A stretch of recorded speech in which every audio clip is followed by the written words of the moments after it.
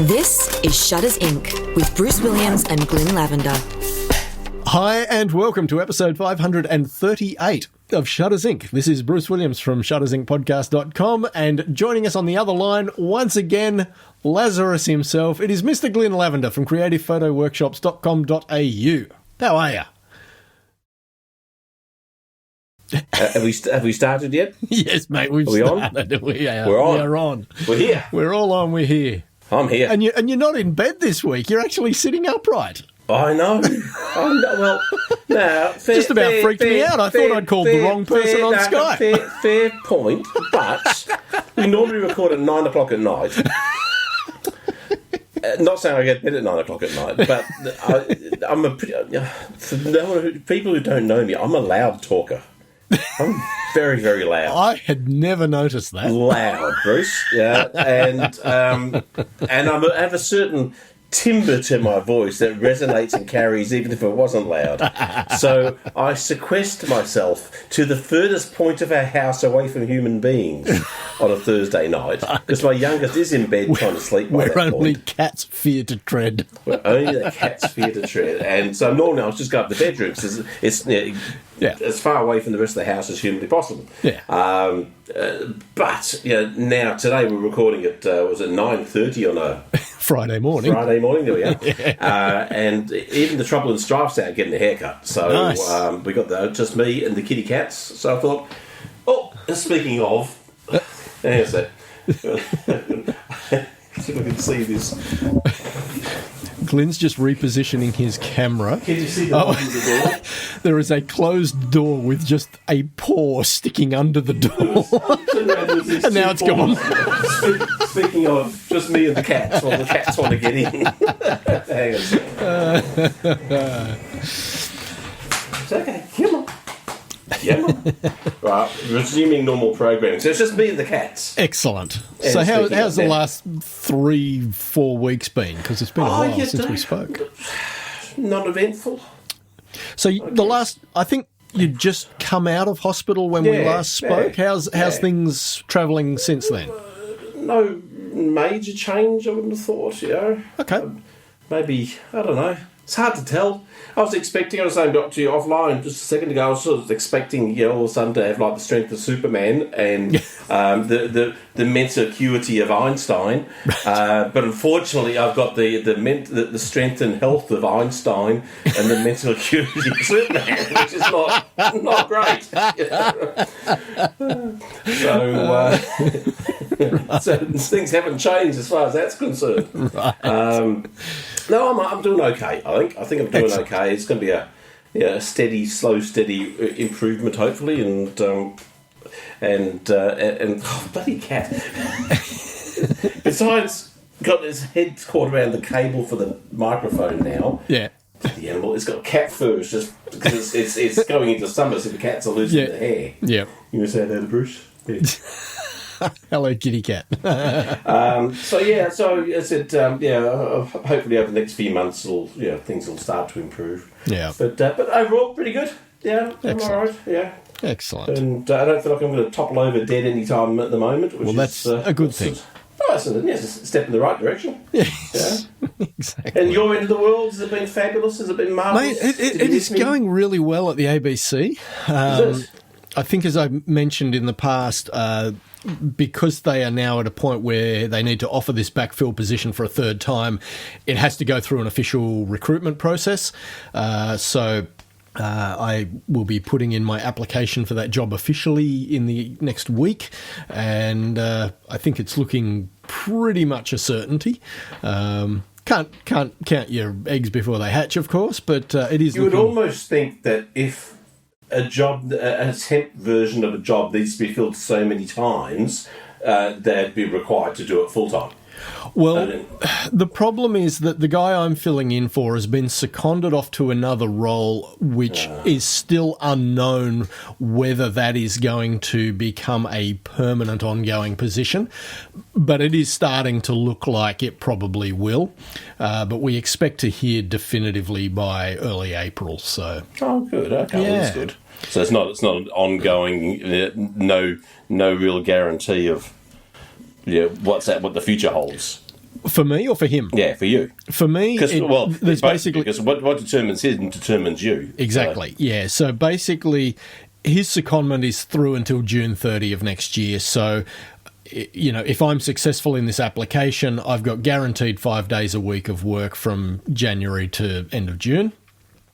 And if come April we do hear that his role has become a permanent new role and he will not be returning to his substantive position, then I don't need to be re-interviewed. They can just direct appoint me into his position. So, nice. Yeah, well, so that's kind of where we're at the moment. That's where it goes, hopefully. Yeah, I certainly hope so, because I'm really enjoying the role, even though it means doing less promo work, which is what I have spent 35 years doing, you know, recording and mixing, you know, radio commercials and station promos and that sort of thing. And I love that work, but a large part of this role is not that sort of work. It's a bit more emptying the rubbish bins, sweeping the floor. It is a bit jack of all trades, but I'm really enjoying it. There's quite the diversity of what you do in a day. So well, that's kind of good too, isn't it? Yeah, absolutely. Because sometimes you get to wash the dishes as well, not just empty the rubbish bin.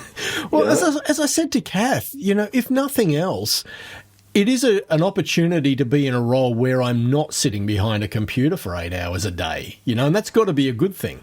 Well, you can't sit behind the computer and wash the dishes. That's right. The two are not compatible. That's it. You know? Yeah, exactly.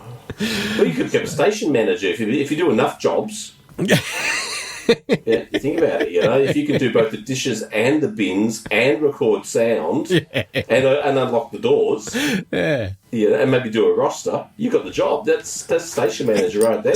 See that? That's the keys. That's the master key.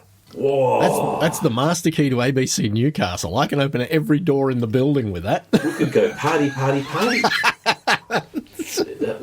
an empty building. Yeah, that's it. Wow. So anyway, yeah. So things are going very well there. I'm having a lot of fun. And how many people work in at ABC Newcastle? Is it like a 10-person business? Yeah, it'd be somewhere in the vicinity of 15 to 20 people. Okay. So it's not a huge bureau.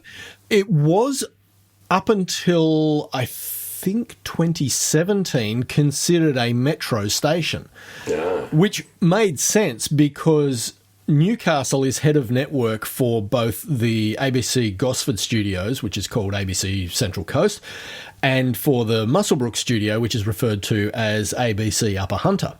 And we still act in that role as head of network for those two satellites.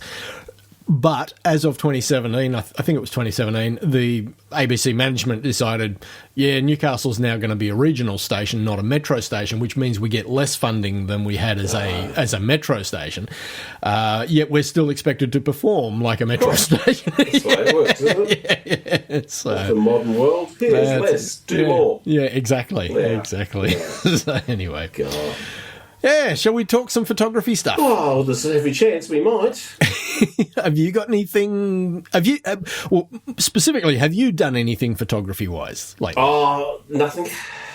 You've been processing some old photos? Oh, I've been moving photos off older hard drives onto my NAS drive. Oh, okay. Yeah, and in the process of that, finding photos I'd never bothered to look at. Yep. And finding some old photos that I thought I could do a better job on that. And so just tweaking a few of those. Or photos that I've always had this photo up, but of course you shoot either side of it. Sure. And so variations on that photograph. Yeah. Things that happened at the same time. So the location and maybe subjects are the same, but the image slightly different angle or whatever. Yeah. Yeah, there's stuff going on. Yeah. So I've been just been having a bit of fun with that last couple of days. Nice. Don't know why. Not sure why, but it did start getting my brain itching to go back to India though. Right. So in my newfound Einsteinian health, I'm starting to put plans in my head together for a March 24 India trip. Okay. And it may be my last ever tour. Right. Don't know. I mean, only because I'm uncertain about everything I'm going to do. But I'm definitely going to put on an event. Nice. Because if nothing else, to go out with a bang, you know. Of course. And March 24, because it takes a long time to organise these things. Sure. And nothing's going to happen between now and next year, as far as early next year, because of Christmas and everything coming up. Yep. And it's really hard to plan with these tour organisations anything over 10 months in advance, because for flight schedules and pricing and stuff is so it's just tricky to cost out something when you don't know what your costs are. But that's so I'm looking at doing that with an optional add-on, possibly an optional add-on to Holy Festival. Oh, nice. Because it's hard, it's full on, and it's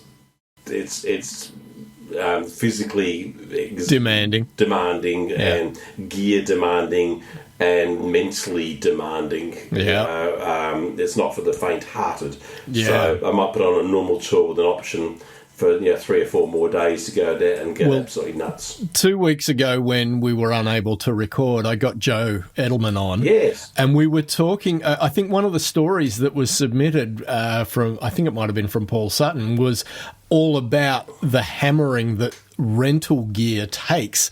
And one of the images within that story was of a lens just covered in coloured powder on the front element, and it's like, things like the Holy Festival are certainly, as you say, demanding on the gear. Well, my mate Roger runs lens rentals in the US, probably the biggest, so we could maybe get him on one day. I think it was a lens rental blog post. It would surprise me, because he's the one who's most active in promoting stuff like that and talking about damages and wear and popularity and all that kind of stuff. We can maybe get him on one day. Absolutely. And he could regale us with tales of horror of people bringing the gear back in 87 pieces. Oh, that time I loaned gear to Glynn Lavender. No. I'll take that story to my grave. I don't think anyone's excess plan would cover that,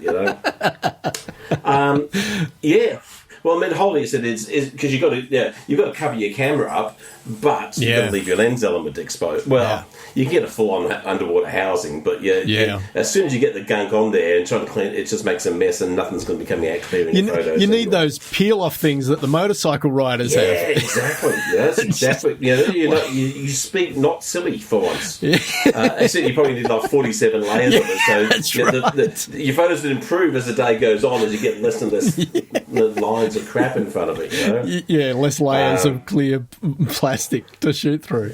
But it is very, very demanding, because where we go is where it's not the touristy zone. We go to the full-on epicenter of Holi in India, because if you're going to do it right.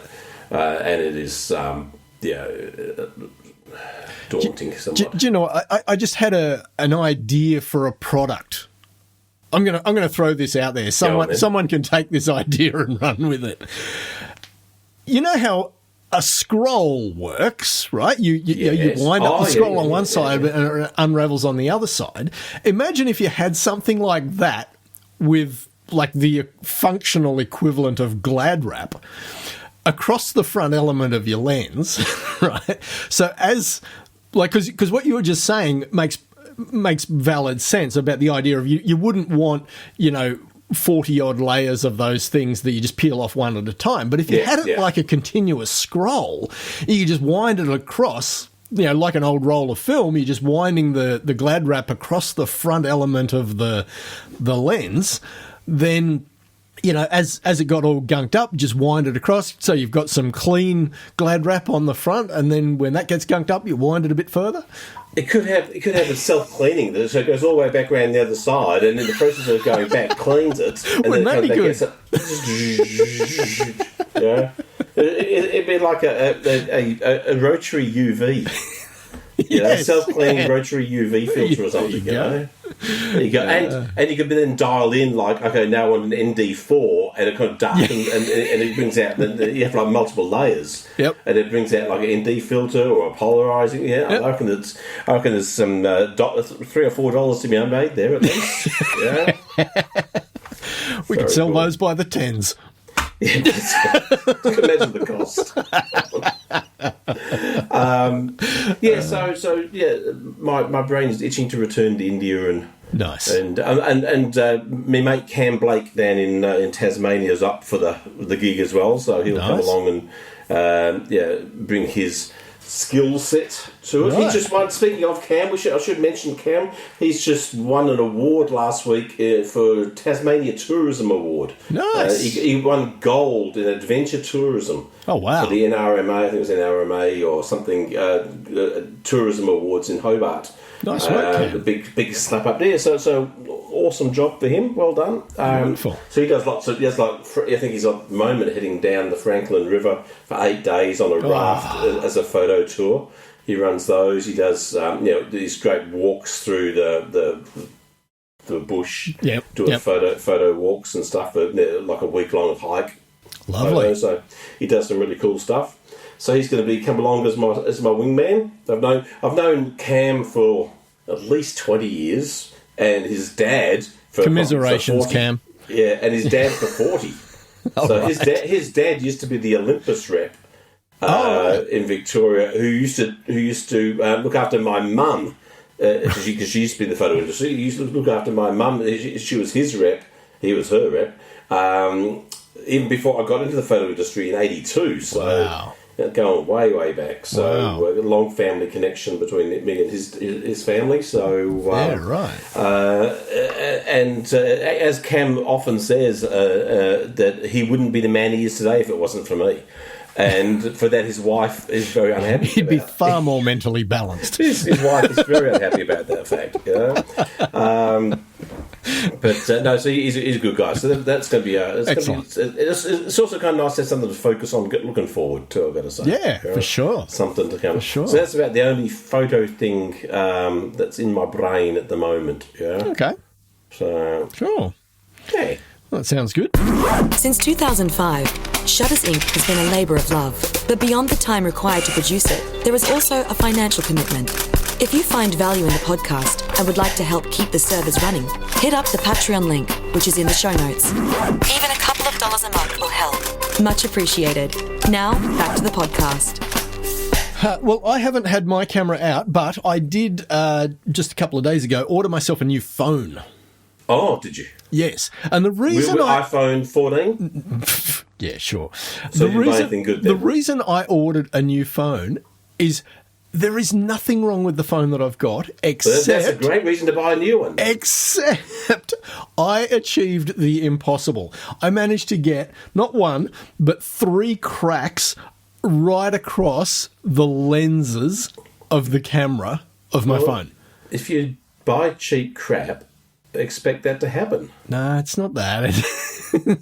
It was an impact. It was like whack, and it splintered in 3 directions. If it had been a quality brand, that wouldn't have happened to it. It would have survived the impact. You probably got something crap like an Oppo. Is that an Oppo phone? This one is Realme, which is Oppo's off-brand. Oh, God. So the budget Oppo. Yeah, but this is a great phone. However, the phone that I have just ordered is an Oppo. Oh, God. Because I've had Oppo before, and they are great phones. So that should define what makes them great. Let's nail that. There's nothing to this. Why do you think they're good? Features against price. I think they are just as good as anything you would get from Samsung. Samsung. In terms of quality, yeah. Well, I don't care about iPhone. I'm Android all the way. We know that, right? I think they are as good as anything you'll get from Samsung for a half of the price, if not less. So, yeah. Have you used it? Have you used a Samsung?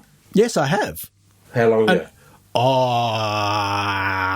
Probably about 7 or 8 years since I've owned a Samsung. Because they got to the point where they just priced themselves out of the market, in my opinion, like for what I was prepared to pay. They're trying to compete with iPhone as opposed to compete with... They are, and they're trying to position themselves as a luxury brand in the Android world. Yeah. And clearly there are people... Isn't that an oxymoron? Luxury and Android? Well, you're welcome to knock Android as much as I'm welcome to knock iPhone. So. Yeah, but one works. Mate, Android works beautifully. I love it. So anyway, so the new phone may arrive today. If not today, it'll probably arrive Monday. So it's the Find X5 Lite. And... what I like about it is good battery life. Like it's a 4,500 milliamp hour battery. What's that mean in real world though? Like 15 minutes? I can get through one of those I can get through 2 days on a battery like that without recharging. Yeah, but hang on a sec, but how much do you use your phone? Not excessively, but I do listen to podcasts and audiobooks when I'm commuting. So there's 3 hours of media playback, per day, right there. My screen time, because my phone records how much I use the phone, how many times I pick it up, and all that sort of stuff. My screen time was down 16% last week. I was quite impressed. It was down to 14 hours 50 for the week or the day. Day. Oh, shit. The average. It was down 16%, dude. Mate, that's a shocking statistic.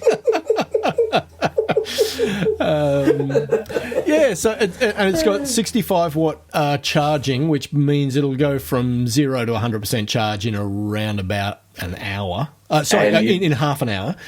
And then you can pick it up 2.5 days later because of the heat. The heat's fine. You can't put it near your face. Burn. It has the typical 3 lenses that you get on most camera phones these days. I'm sure I had like 5 lenses. I'm going, this is getting ridiculous. Yeah, exactly. It's just getting completely ridiculous. It has NFC, which I wanted. Near field communication, and it has a Freedom Jack, which I absolutely will not buy a phone without a Freedom Jack. What the hell's a Freedom Jack? That's a 3.5mm thing that you can plug headphones into. A headphone jack. Yes, so what's it called, a Freedom Jack? A Freedom Jack, because you're not forced into buying another set of headphones just because they decided to leave the Freedom Jack off the phone. I've just had a quick check of my phone use. I'm disappointed. I'm down to only 11 hours 23 average this week, which is down significantly from last week. Under half of your day. Just disgraceful, wasn't it?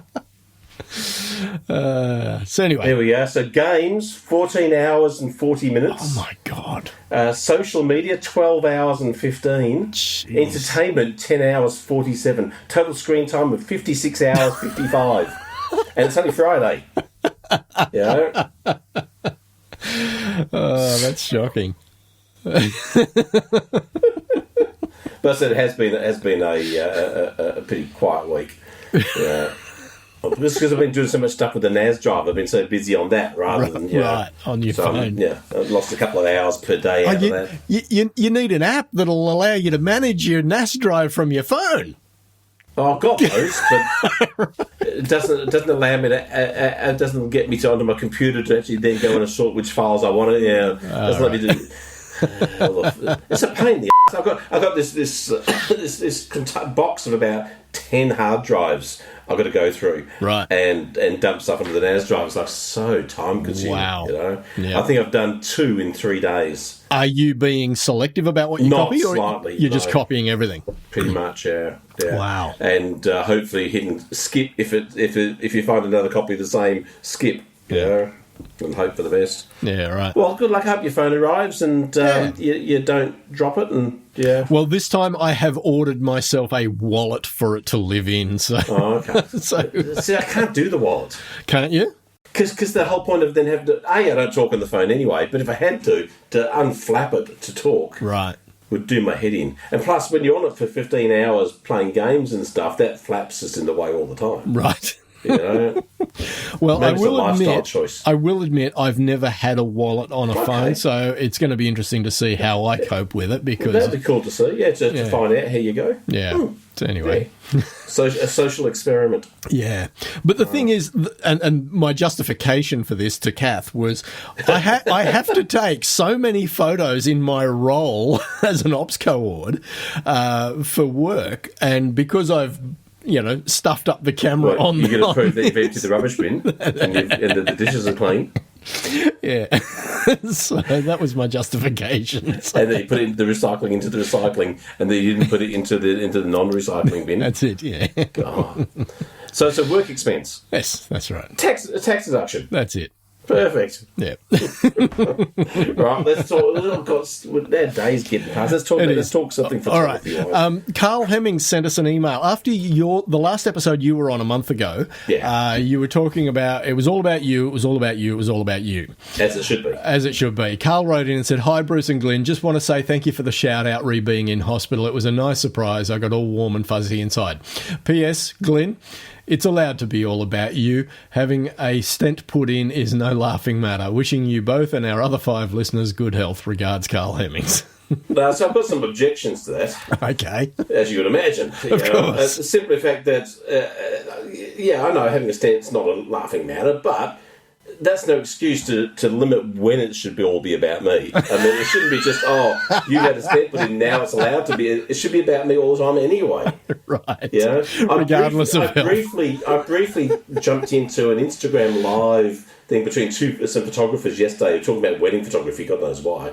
And I jumped in and they started talking about, everyone's got such a big ego. And I'm saying, well, if you're as good as we are, it's okay to have an ego.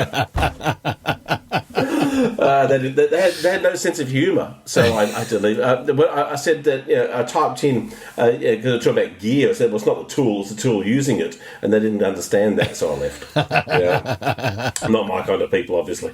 So, well, thank you, Carl. Yes, it's okay to be. We'll let it be a little bit about Bruce once in a while, but most of the time it should be about me. Yeah. Paul sent us some stories. The first one, even the ISS gets gas. He said, I will concede it's a bit better than my Panasonic. It also looks like they want to make an experience on the ground as well. Us Aussies will have a lot of challenges getting there as well. I have no idea what any of that means because I haven't actually opened up the story yet. The ISS is about to receive its highest resolution camera ever. Has it got what's that new telescope called? The James Webb. Has it got some web issues? You know, it's feeling a little. I know it's not a telescope, but it's feeling a little inadequate. Because I saw a photo of someone. They're holding like a little Nikon out the window. Not out the window, but through the window of the space station, taking photos of. Well, that's all they've got. Yeah, they're going to be feeling. Slightly somewhat inadequate. Yeah. So it looks like it's for like a theatre experience where audiences sit and watch this ginormous show inside the sphere. Because I'm seeing is our audiences looking at massive rocket launches and the moon and all sorts of things. So once complete, it will be the largest spherical structure in the world with an exterior exosphere that features a fully programmable 580,000 square foot LED display and the largest LED screen on Earth. Wow. So it's this massive sphere.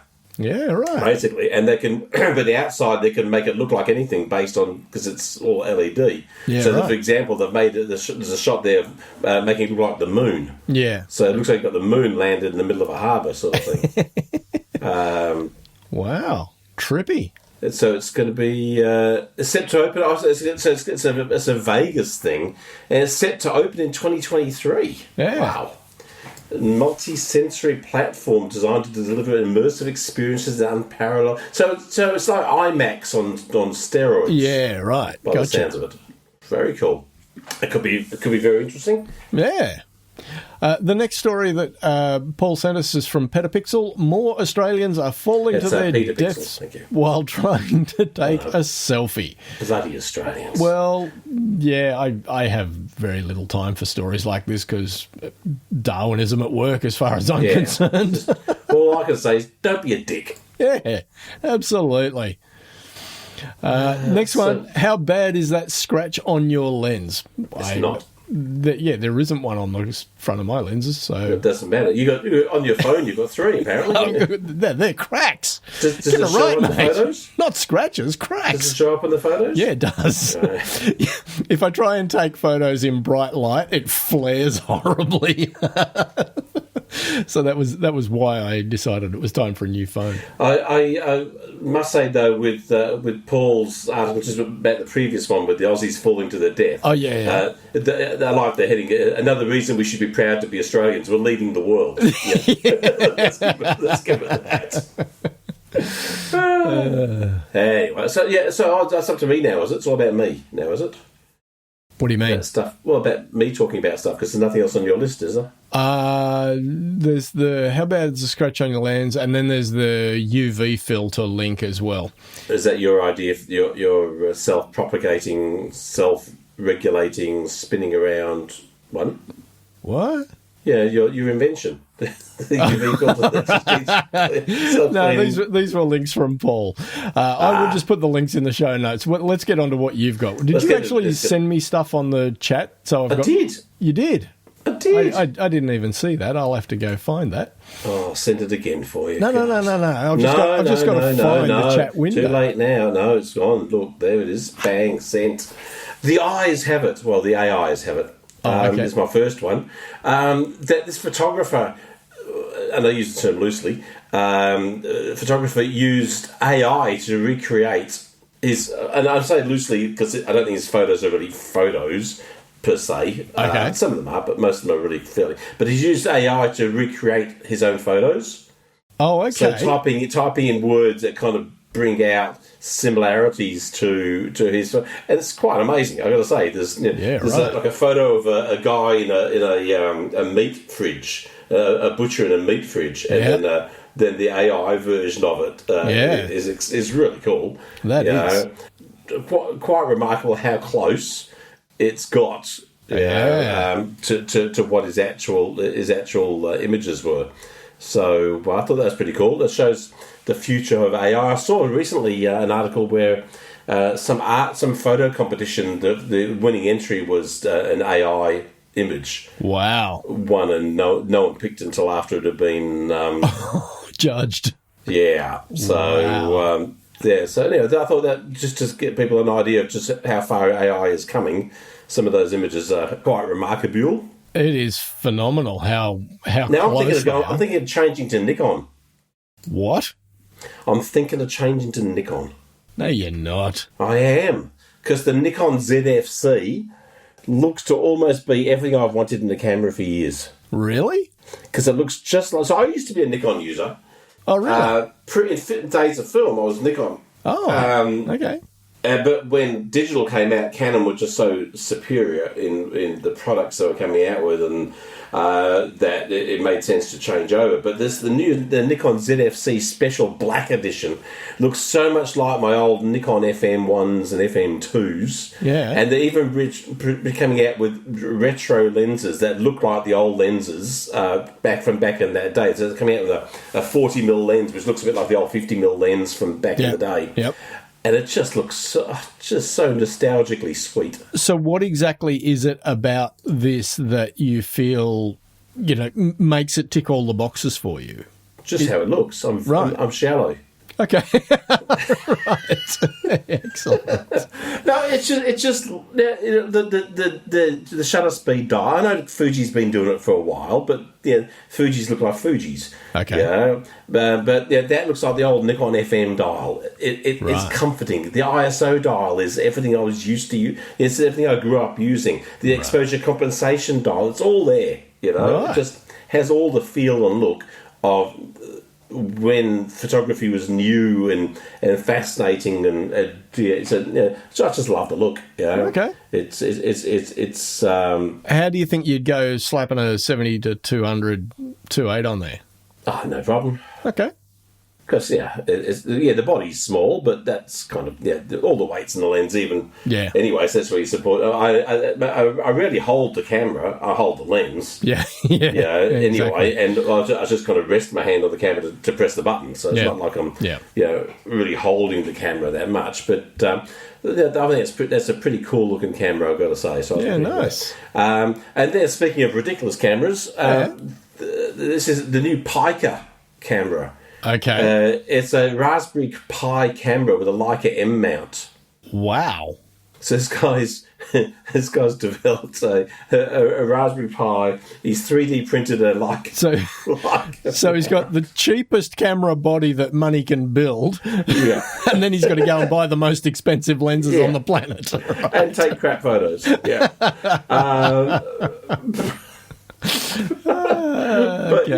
But that's kind of the old. Just because you can doesn't mean you should. But it is kind of funny. I have to say it was kind of an amusing little thing. The strangest lawsuit I've ever seen, I think, in photography. So Sony's being sued. It's a class action lawsuit against Sony because the serial numbers fall off their lenses. And that's worthy of a lawsuit. Why? Because once the serial number's fallen off, if you did a warranty repair and you haven't got a serial number anymore, or if it gets stolen and yeah. So I thought that was the most unusual law thing I've seen in a long, long time. So I thought that was pretty cool. And Olympus is gone for good. What? Yep. The name Olympus is going from all their cameras, and they'll now just be called OM system. Right. Now, remind me, because the company that owned Olympus sold all... Yeah, Olympus sold Olympus. But they didn't sell the name Olympus. They sold... And didn't they sell to some company that was like a patent troll? Yeah, basically. But they've been producing cameras and producing stuff. Right. But they're now no longer going to be using the name Olympus anymore. It's just going to be OM system. Right. So again, I loved. I had an OM2. It was my first ever SLR was an OM2. So even before Nikon, I was an Olympus user. Right. And so I love those as well. So really, what you're telling us is you have no brand allegiance at all. Oh, I've never had. Never. I don't believe in that sort of stuff anyway. Fair enough. It doesn't make an iota, and except when it comes to phones. Yeah, it's going to be an iPhone, not that Oppo crap. So I'm opposite when it comes to that. Boom. Yeah, so the name Olympus is gone from our fabulous industry, which is somewhat sad. Yeah. Some wag, in the comments section of DB Review just put OMG. G for gone. Yeah, cool. So that's it. That's all I got for the week. It was all those fabulous, amazing, incredible articles, and but we still got to talk about me for a while, and that's the important bit. Excellent. Well, mate, it was good to have you back on, and I'm glad to see that you're looking well, even if you're not feeling any different. Thanks, dude. Yeah, it's good to lose 400 kilos, not be good. All right, mate, will you look after yourself? Will do. Take care, everybody. Talk to you in a couple of weeks. Toodle bob. See ya. You've been listening to Shutters Inc. For questions, comments, and feedback, email theboys@shuttersincpodcast.com.